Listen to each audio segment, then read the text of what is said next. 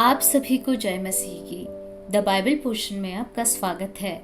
हमारा आज का वचन है होशे की पुस्तक 10वां अध्याय। इस्राएल एक लहलहाती हुई दाखलता सी है जिसमें बहुत से फल भी लगे, परंतु ज्यों-ज्यों उसके फल बढ़े त्यों-त्यों उसने अधिक वेदियां बनाई।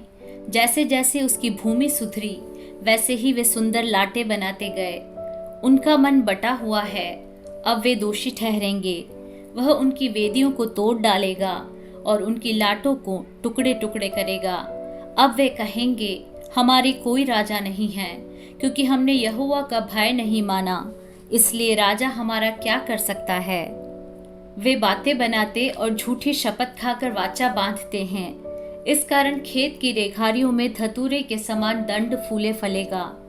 सामरिया के निवासी बेतावेन के बछड़े के लिए डरते रहेंगे और उसके लोग उसके लिए विलाप करेंगे, और उसके पुजारी जो उसके कारण मगन होते थे उसके प्रताप के लिए इस कारण विलाप करेंगे, क्योंकि वह उनमें से उठ गया है।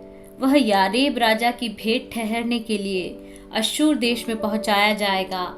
एप्रैम लज्जित होगा और इस्राएल भी अपनी युक्ति से लजाएगा। सामरिया अपने राजा समेत जल के बुलबुले के समान मिट जाएगा। आवेन के ऊंचे स्थान जो इस्राएल का पाप है वे नष्ट होंगे।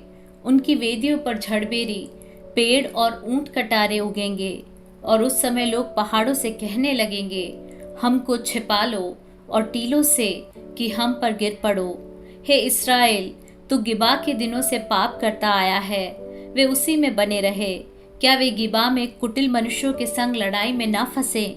जब मेरी इच्छा होगी तब मैं उन्हें ताड़ना दूंगा, और देश देश के लोग उनके विरुद्ध इकट्ठे हो जाएंगे, क्योंकि वे अपने दोनों अधर्मों में फंसे हुए हैं। एप्रैम सीखी हुई बछिया है जो अन्न दावने से प्रसन्न होती है, परंतु मैंने उसकी सुंदर गर्दन पर जुआ रखा है। मैं एप्रैम पर सवार चढ़ाऊंगा, यहूदा हल और याकूब हेंगा खींचेगा। अपने लिए धर्म का बीज बो, तब करुणा के अनुसार खेत काटने पाओगे। अपनी पड़ती भूमि को जोतो। देखो, अभी यहोवा के पीछे हो लेने का समय है कि वह आए और तुम्हारे ऊपर उद्धार बरसाए। तुमने दुष्टता के लिए हल जोता और अन्याय का खेत काटा है, और तुमने धोखे का फल खाया है। यह इसलिए हुआ क्योंकि तुमने अपने कुव्यवहार पर और अपने बहुत से वीरों पर भरोसा रखा था। इस कारण तुम्हारे लोगों में हुल्लड़ उठेगा, और तुम्हारे सब गढ़ ऐसे नष्ट किए जाएंगे जैसे बेतरबिल नगर युद्ध के समय शल्मन के द्वारा नष्ट किया गया। उस समय माताएं अपने बच्चों समेत पटक दी गई थी।